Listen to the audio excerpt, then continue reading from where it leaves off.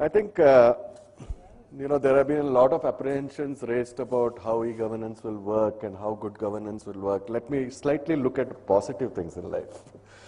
Okay, because prior to this conference, I've been going through a lot of e-governance documents which have been generated by various eminent personalities, both in the government and the private space.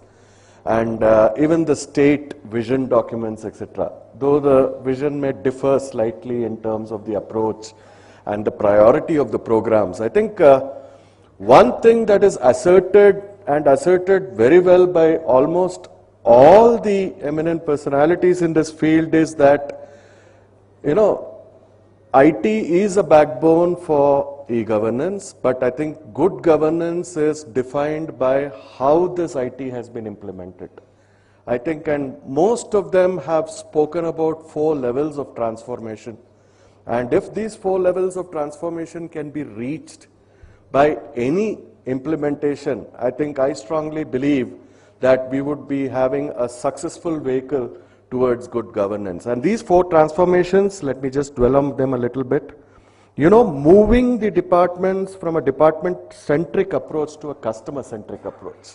Rather than look at what benefits this would bring to a particular government department, let's look at how that department will be able to serve the common man. What are the benefits that the citizen gets by these implementations in a particular department?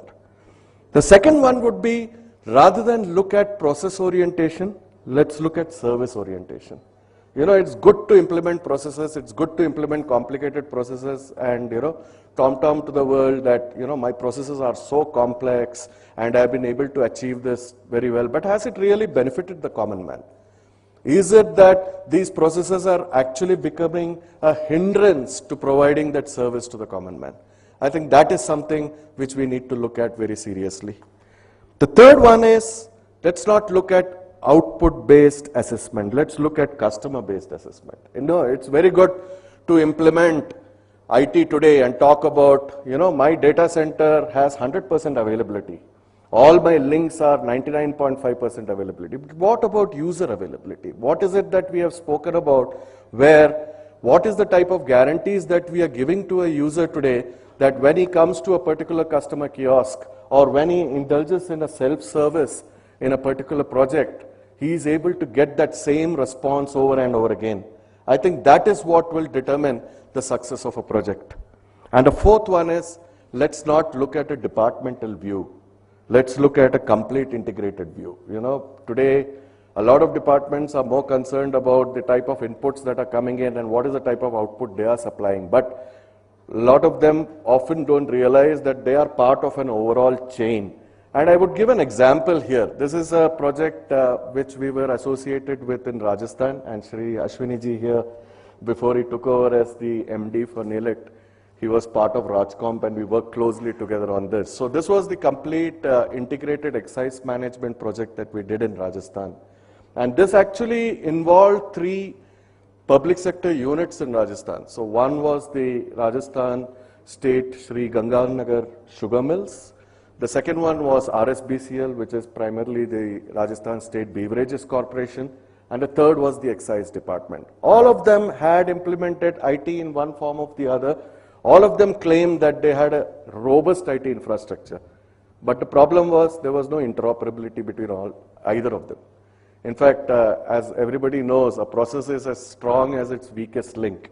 So the project was basically to see how these 3 applications could work in conjunction with each other and actually build an integrated platform right on the cloud. So it was a web-based portal that was developed here, and the advantages were simply obvious. When it came to the government department, the excise department, they were able to get a real-time view of what the cash flow would be right from the raw material up to the excise collection stage. It was a source to district to collection, a complete integrated MIS and real-time data of revenue flow. Faster reconciliations, which actually led to faster payments to intermediate customers. So there were sugarcane suppliers, there were bottle suppliers, there were so many suppliers along the front. Earlier you used to have a problem that the reconciliation of the data used to take weeks. Today it was instantaneous. And a complete predictability and forecasting of revenues. Because of this, the department itself was able to determine that if they needed to have a 20% increase in the excise from this particular field, this is the type of production lines that we need to build for next year or the year after that. So I think in summary, as I said, it's not a question of IT in governance, that's a taken, that's a given. I think it's a question of how we implement it and the mindset that we develop towards using this IT effectively to provide effective services to the common man.